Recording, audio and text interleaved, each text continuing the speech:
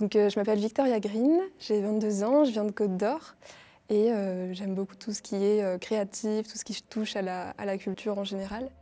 Donc mon parcours avant le master, j'ai commencé par un BTS tourisme à Lyon. Ensuite, je suis partie dans le sud à Foix, donc c'est une petite ville en dessous de Toulouse, où là j'ai fait une licence professionnelle nouvelles technologies de l'information et de la communication appliquées au tourisme. Et maintenant, je suis en option audiovisuelle en master AVMN. Alors pourquoi j'ai rejoint le master? Parce que j'ai toujours aimé la vidéo depuis toute jeune, j'aimais bien, c'était un peu mon côté créatif quand j'étais au lycée.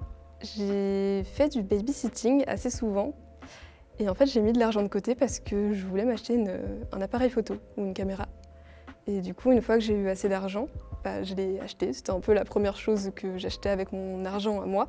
Et pendant le confinement, je me suis retrouvée avec une caméra et un trépied.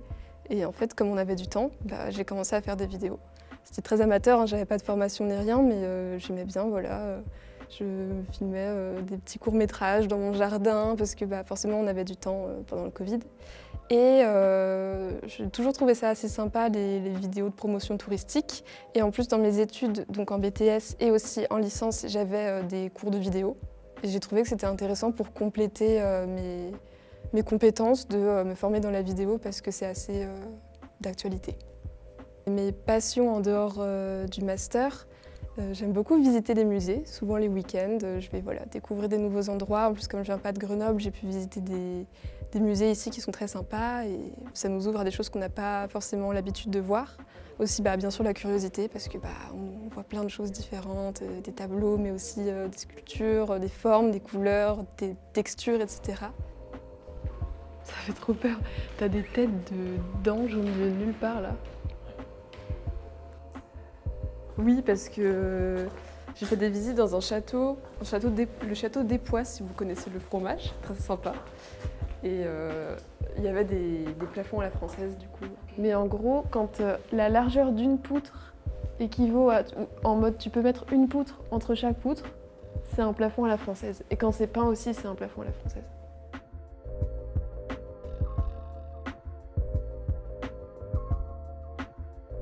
Et aussi, j'aime beaucoup lire.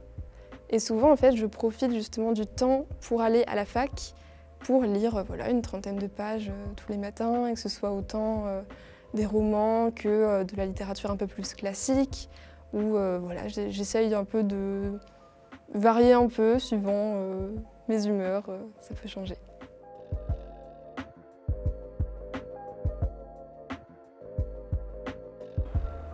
L'architecture, j'aime bien tout ce qui est Renaissance, classique, rococo, tout ça. Pour décrire la formation en quelques mots, on a de l'aspect pratique qui est très intéressant avec des cours de vidéo. On est vraiment dans le vif du sujet, où on est derrière la caméra, on fait du montage, etc.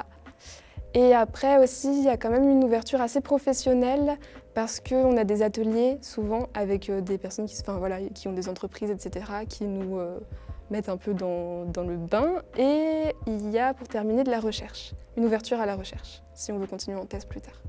Donc les 3 conseils que je pourrais donner à des futurs étudiants en AVMN, ce serait de toucher à tout, ne pas hésiter. Il y a la régie qui vous permet d'avoir plein de matériel, donc tester des caméras que vous n'avez jamais testées avant, des logiciels de montage, n'hésitez pas et demandez aussi à vos camarades qui parfois ont plus de compétences de vous aider. De ne pas hésiter à faire plein de projets parce que, surtout au premier semestre, mais encore un peu après, on nous donne parfois carte blanche ou plein de vidéos différentes à faire, donc n'hésitez pas à faire plein de projets, tester des choses, jouer avec des genres, etc. Et surtout, ayez de l'imagination.